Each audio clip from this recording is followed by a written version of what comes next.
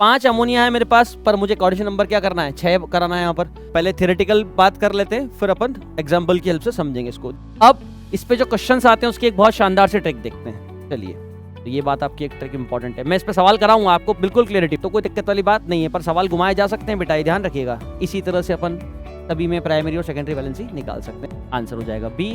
समझ गए बात को ना? क्वेश्चन में आपको पता है क्या करना होता है, अपने को कुछ इस फॉर्मेट में लिख लेना होता है। हेलो स्टूडेंट्स, होपफुली एग्जाम बहुत नज़दीक आ गए और पढ़ाई आपकी बहुत बढ़िया चल रही होगी। बी मोटिवेटेड, पढ़ाई करते रहें, सिलेक्शन बिल्कुल होगा अपना, ठीक है। आज अपन फिर एक नए टॉपिक के साथ है, वर्नर्स थियरी। और वर्नर्स थियरी बहुत इंपॉर्टेंट है। इसमें 2 तरह के सवाल बहुत फ्रीक्वेंटली पूछे जाते हैं एग्जाम्स में। थियोरेटिकल सवाल भी आता है और न्यूमेरिकल बेस्ड भी आता है। तो आज अपन डिस्कस करेंगे सारे ही प्रॉब्लम्स वर्नर थियरी बेस्ड, आपके बहुत आसानी से बन जाएंगे। चलिए स्टार्ट करते हैं आज का लेक्चर। देखिए, वर्नर्स ने जो एक्सप्लेन किया था, वर्नर्स ने 2 टर्म दी थी। 2 टर्म कौन कौन सी थी उसने पहला एक्सप्लेन किया था? एक तो प्राइमरी वैलेंसी, जिसको अपन पीवी बोला जाता है, दूसरा उसने बोला था सेकेंडरी वैलेंसी, ठीक है। प्राइमरी वैलेंसी और सेकेंडरी वैलेंसी 2 टर्म दी गई थी। तो प्राइमरी वैलेंसी जो होती है जनरली सेटिस्फाइड करती है किसको? ऑक्सीडेशन स्टेट को। किसको करती है बेटा? ऑक्सीडेशन स्टेट को करती है। और जो सेकेंडरी वैलेंसी होती है वो किसको सेटिस्फाइड करती है? कोऑर्डिनेशन नंबर को करती है, ठीक है। तो ये 2 बातें बेसिक आपको ध्यान रखनी है कि जो ऑक्सीडेशन स्टेट को सेटिस्फाइड कर रहा है उसको प्राइमरी वैलेंसी बोला जाएगा। और ऑब्वियसली बात है, ऑक्सीजन स्टेट को सेटिस्फाइड कर रहा है तो ऑक्सीजन स्टेट पॉजिटिव होती है, तो प्राइमरी वैलेंसी जनरली क्या होगी अपनी? नेगेटिव। एसवी जो होती है सेकेंडरी वैलेंसी बेटा, सेकेंडरी वैलेंसी क्या करती है? कोऑर्डिनेशन नंबर को बताती है। किसको बताती है? कोऑर्डिनेशन नंबर को। तो 2 टर्म इनने एक्सप्लेन की थी। पहले थियोरेटिकल बात कर लेते हैं, फिर अपन एग्जांपल की हेल्प से समझेंगे इसको। देखो, अगर मैं बात करूं जो मेरी प्राइमरी वैलेंसी है, primary valencies are normally ionisable. Ionisable मतलब आगे मैं आपको बताऊंगा कि कौन सी चीज आयनाइज होगी, कौन सी नहीं आयनाइज होगी। मीनवाइल आप ये बात ध्यान रखें, बड़ा ब्रैकेट नहीं टूटेगा, जिसको अपन बोलते हैं CS, कोऑर्डिनेशन स्फीयर। बड़ा ब्रैकेट नहीं टूटता है, ठीक है, ये ध्यान रखिए। बाकी मैं भी एग्जांपल बता रहा हूं, परफेक्ट हो जाएगा आपका। आगे चलते हैं। सेकेंडरी वैलेंसी की बात करें तो सेकेंडरी वैलेंसी जो होती है वो क्या होती है? Non ionisable. और आपको पता है, मैंने बोला सेकेंडरी वैलेंसी किसको? कोऑर्डिनेशन नंबर को बताती है। और ऑब्वियसली बात है, कोऑर्डिनेशन नंबर मतलब जो लिगेंड्स हैं वो बड़े ब्रैकेट के अंदर होंगे, तो वो क्या होगी? नॉन आयनाइजेबल, ठीक है। स्टार्ट करते हैं एक एग्जाम्पल के साथ। देखिए क्या होगा। सबसे पहले मैं आपके सामने एग्जाम्पल ले रहा हूं, COCl3.6NH3। बेटा इस तरह के कभी भी आपके सामने कोई क्वेश्चन आए ना, तो सबसे पहले आपको इसको कॉम्प्लेक्स में कन्वर्ट करना आना चाहिए। कॉम्प्लेक्स में कन्वर्ट करने के लिए कुछ नहीं करना है, जितने अमोनिया है उसको ब्रैकेट के अंदर रख दो, पहला काम। देखिए क्या करना है, यहां पर देखिए ये ऑक्सीजन स्टेट कितना थी? +3, उसको बैलेंस कौन कर रहा है? Cl-, ठीक है। तो कॉम्प्लेक्स कैसे बनाने? जितने अमोनिया है, चाहे यहाँ .5NH3 हो, .4NH3 हो, जितने अमोनिया है उसको पहले ब्रैकेट के अंदर रख दीजिए एज अ लिगेंड। तो मेरा क्या बन जाएगा बेटा? CONH3 6। और आपको पता है कोबाल्ट +3 स्टेट में 6 कोऑर्डिनेशन नंबर शो करता है, मतलब अपना काम परफेक्ट हो चुका है। अब क्या होगा, इस पे जो चार्ज है +3, उसको कौन सेटिस्फाइड करेगा बेटा? Cl3। क्लियर? आ गई बात समझ में? तो यहां पर दोस्तों क्या है, इस एग्जाम्पल में ये जो है ये आपकी प्राइमरी वैलेंसीज हैं और ये क्या है? आपकी सेकेंडरी वैलेंसी, ठीक है। और मैंने आपको क्या बोला है, आप ये मत ध्यान रखो कि प्राइमरी आयनाइजेबल, आप बोलो, आप सिर्फ ध्यान रखो बड़ा ब्रैकेट नहीं टूटेगा, ठीक है। बड़े ब्रैकेट के बाहर जो है वो ब्रेक डाउन हो जाएंगे और वो क्या करेंगे? बड़े ब्रैकेट के चार्ज को न्यूट्रलाइज करेंगे। यहां तक क्लियर है? ये एग्जांपल तो बच्चों को बहुत आसान रहता है, लेकिन जो मैं अगला एग्जांपल ले रहा हूं वो बहुत मजेदार एग्जांपल है। उसमें थोड़ी सी समस्या होती है बच्चों को, वो समझेंगे कैसे। देखिए मान लीजिए मेरे को दिया है COCl3.5NH3। पहले तो आपको कॉम्प्लेक्स बनाना आना चाहिए। कॉम्प्लेक्स बनाने के लिए क्या करना है? जितने अमोनिया उसको अंदर रख दो। उसके बाद देखो कोऑर्डिनेशन नंबर 6 हो रहा है कि नहीं हो रहा है। अगर नहीं हो रहा है तो Cl लगा के 6 पूरा करेंगे। बिल्कुल करते हैं सर, आइए देखिए यहां पर दोस्तों क्या होगा। CONH3 5 अमोनिया है मेरे पास, पर मुझे कोऑर्डिनेशन नंबर क्या करना है? 6 कराना है यहाँ पर। तो एक Cl मुझे अंदर लगाना होगा। तो यहां पर जब मैंने एक Cl लगाया है तो मेरे पास बाहर क्या बच गए? 2 Cl बच गए। अब देखिए दोस्तों, मैं चार्ज बैलेंस की बात बताता हूं। अगर मैं यहां करता हूं, ये +3 है तो यहां पर ये -1 और ये क्लियर है। तो ये तो अपना कॉम्प्लेक्स बन गया। अब ये बात ध्यान रखिएगा कि यहां पर ये जो है, ये जो बाहर है ब्रैकेट के, ये क्या है? मेरी प्राइमरी वैलेंसी। ये क्या है बेटा? मेरी प्राइमरी वैलेंसी, ठीक है। और यहां पर देखिए कोऑर्डिनेशन नंबर 6, ये क्या है? अपनी सेकेंडरी वैलेंसी। बट एक बात विशेष ध्यान रखने वाली है, यहां पर जो Cl है ये ऑक्सीजन स्टेट को न्यूट्रलाइज करने में भी काम कर रहा है और कोऑर्डिनेट स्फीयर का भी पार्ट है, मतलब ये प्राइमरी की तरह भी काम कर रहा है और सेकेंडरी वैलेंसी की तरह भी काम कर रहा है। तो दोस्तों ये क्या हो जाएगा, ड्यूअल नेचर। ये क्या हो जाएगा इसका, ड्यूअल नेचर। ये ध्यान रखिएगा, ड्यूअल नेचर। ये क्या हो जाएगा आपका, dual, PV and SV both. आ गई बात समझ में, क्लियर है? ठीक है, क्या करना है, कुछ स्पीशीज ऐसी भी हो सकती हैं जो ऑक्सीजन स्टेट को न्यूट्रलाइज करने का भी पार्ट हो और कोऑर्डिनेशन नंबर का भी पार्ट हो, तो वो ड्यूअल बिहेवियर करेगी, वो पीवी की तरफ भी काम करती है और एसवी की तरफ भी काम करती है। क्लियर है? रिप्रेजेंट करने का तरीका जो बोला जाता है, जो बोले आपकी यहाँ पर जैसे H2 वाला एग्जांपल मैंने डायग्राम में बताया गया है, तो जो आपकी एसवीज है वो क्या है बेटा, जो आपकी एसवीज हैं वो क्या है, सॉलिड लाइन से हैं। जो पीवीज है, ओनली पीवी है ना, ड्यूअल की बात नहीं कर रहा हूं, जो ओनली पीवी है उनको किससे डिफाइन किया गया है, डॉटेड लाइन से। और जो आपकी क्या है, पीवी एंड एसवी बोथ, इसको क्या किया गया बेटा, सॉलिड और डॉटेड लाइन से बहुत। ठीक है, आ गई बात समझ में? तो इस तरह की बातों में आप ध्यान रखिएगा। मैंने एक अलग एग्जांपल लिया है, यहाँ पर ये एग्जांपल यहाँ पर भी है। इस एग्जांपल की बात कर लेते हैं अगर, तो यहाँ पर दिया हुआ है CO Cl H2O5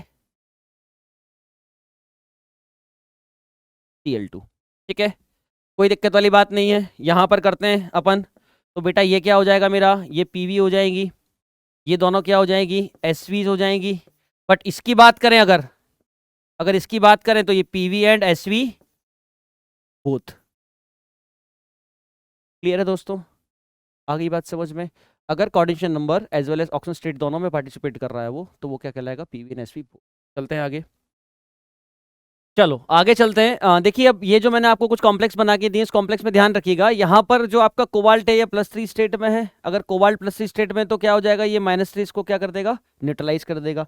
इस तरह से आप ब्रेक डाउन कर सकते हैं। तो यहाँ पर मेरे पास क्या है, दो तरह के, एक ये आयन मिल जाएगा और एक ये आयन मिल जाएगा।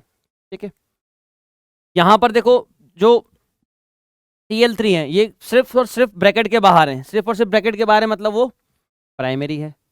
ठीक है, ammonia secondary valency, coordination number को सेटिस्फाइड कर रहे हैं, कोई दिक्कत नहीं है। यहां पर इंपॉर्टेंट है जो अपन पहले भी देख चुके हैं, देखो 2 Cl जो हैं ये क्या है, प्राइमरी वैलेंसी। 5 अमोनिया और 1 Cl क्या है, secondary valency. Out of which जो अंदर वाला Cl है, अंदर वाला Cl है बेटा वो क्या है, पीवी एंड एसवी बोथ की तरह काम कर रहा है। समझ गए? इसी तरह से अपन सभी में प्राइमरी और सेकेंडरी वैलेंसी निकाल सकते हैं। लास्ट वाले में देख लेते हैं। देखो लास्ट वाले में देखेंगे तो ये आपका जो पूरा है ये क्या है, कोऑर्डिनेशन नंबर, मतलब ये क्या है, एसवी।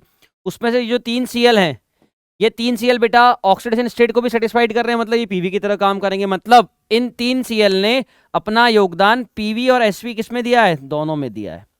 ठीक है, आ गई बात समझ में?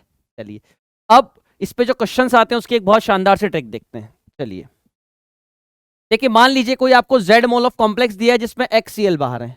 ठीक है, अब समझिएगा ध्यान से, ये Z मोल का मतलब क्या होता है यूजुअली। मान लीजिए अगर ये 1 मोल है कॉम्प्लेक्स, ये 1 मोल है, तो यहाँ पर Cl कितने, x, मतलब 2 हुए। मान लो x बराबर 2 है, तो जब 1 मोल है तो 2 Cl देगा।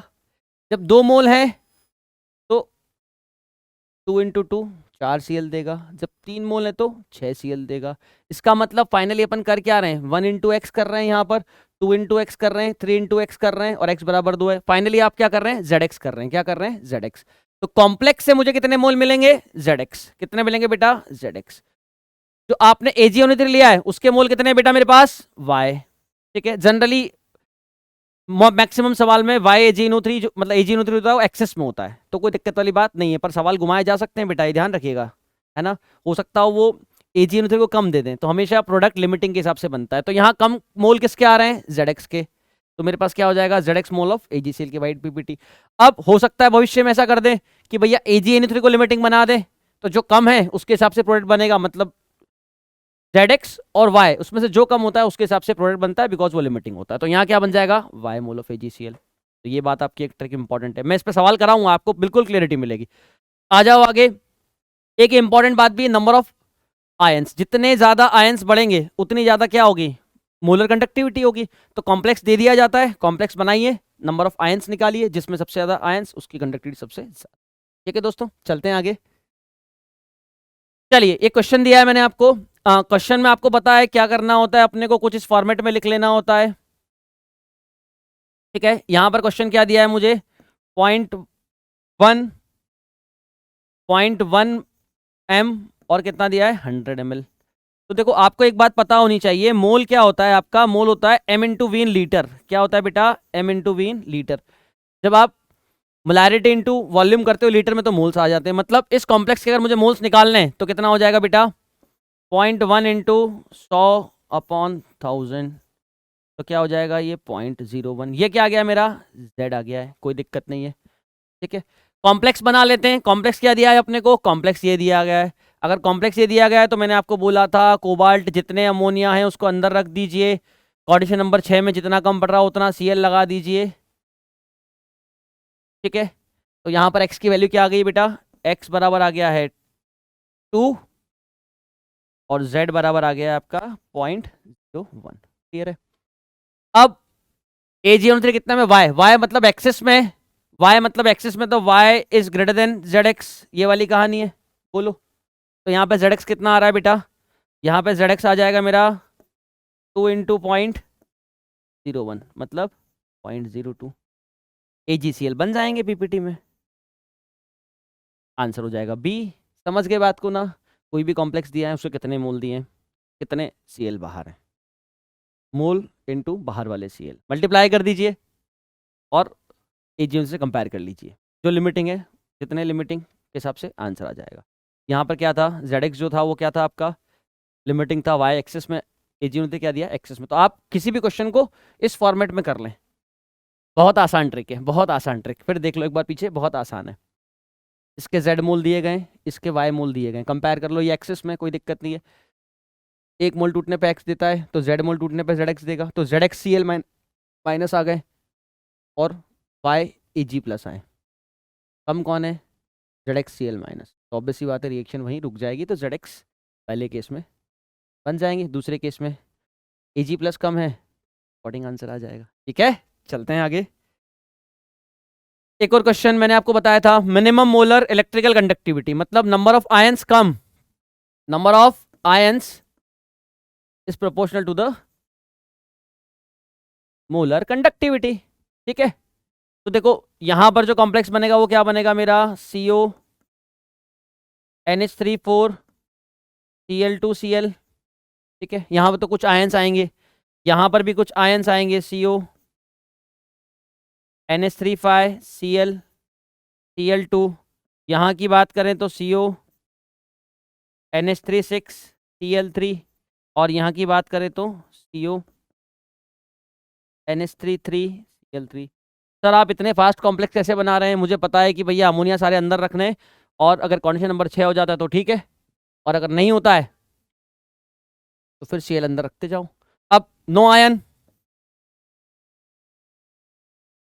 कोई आयन नहीं, तो इसकी कंडक्टिविटी सबसे क्या हो जाएगी, कम। तो दोस्तों यहाँ कुछ आयंस आएंगे, यहाँ कुछ आयंस आएंगे, यहाँ कुछ आयंस, सबसे ज़्यादा आयंस यहाँ आएंगे, फिर यहाँ आएंगे, फिर यहाँ आएंगे, यहाँ तो कोई आयंस है ही नहीं। बहुत आसान सा सवाल। ठीक है, चलिए एक PYQ देखते हैं इस पे बेस्ड। वो क्या बोल रहा है, देखो यहाँ पर आपका क्या होगा, यहाँ पर हो जाएगा ये कॉम्प्लेक्स CO NH3 Cl3। ठीक है, तो यहाँ पर Z बराबर 1, X बराबर 3, तो ZX कितना आ जाएगा 3। यहाँ पर कॉम्प्लेक्स सीधा सीधा Z बराबर 1 दिया गया है, बोलिए, और आपका X बराबर कितना हो जाएगा, देखो 5 अमोनिया अंदर रखने, तो 1 Cl और अंदर चला जाएगा तो 2 Cl बाहर आएंगे, तो ये हो जाएगा। तो यहाँ ZX कितना हो जाएगा बेटा, 2 हो जाएगा। यहाँ पर कितना हो जाएगा, Z बराबर 1, मतलब उस कॉम्प्लेक्स का 1 मोल दिया गया है ना। तो सिंपल सी सवाल है, लेकिन ज़्यादा लेंथी बना दे इसलिए अपन Z की टर्म यूज़ कर रहे हैं। Z वाला फॉर्मूला सभी में काम आ जाएगा अपना। ठीक है, अब यहाँ पर क्या होगा, 4 अमोनिया अंदर चले जाएंगे ब्रैकेट में, 6 कंडीशन नंबर नहीं हुआ है तो 2 Cl रखने पड़ेंगे, 1 Cl बाहर जाएगा। तो ठीक है, तो यहाँ ZX कितना हो जाएगा बेटा 1। Y से कंपेयर कर लो, Y तो क्या दिया है बेटा आपको, AgO3 एक्सेस में दिया है, तो कोई दिक्कत वाली बात ही नहीं है। मतलब ये सब क्या हो गए, लिमिटिंग। तो यहाँ पर क्या हो जाएगा, 3 AgCl के मोल्स बन जाएंगे बेटा, यहाँ पे कितने हो जाएंगे, 2 AgCl के मोल्स बन जाएंगे बेटा, और यहाँ पे 1 AgCl के मोल्स बन जाएंगे। ठीक है, क्लियर है। तो इस अकॉर्डिंग अपना आंसर क्या हो जाएगा बेटा, बी बॉम्बे। इस तरह के सवाल आते हैं, आप क्वेश्चन करिए, चीज़ों को पढ़ो अच्छे से, कॉपी में जो लग रहा है आपको इंपॉर्टेंट बहुत ज़्यादा है उसको एंड टाइम पे रिवाइज करने के लिए लिखिए और अच्छे से तैयारी कीजिए। चलिए, ऑल द बेस्ट।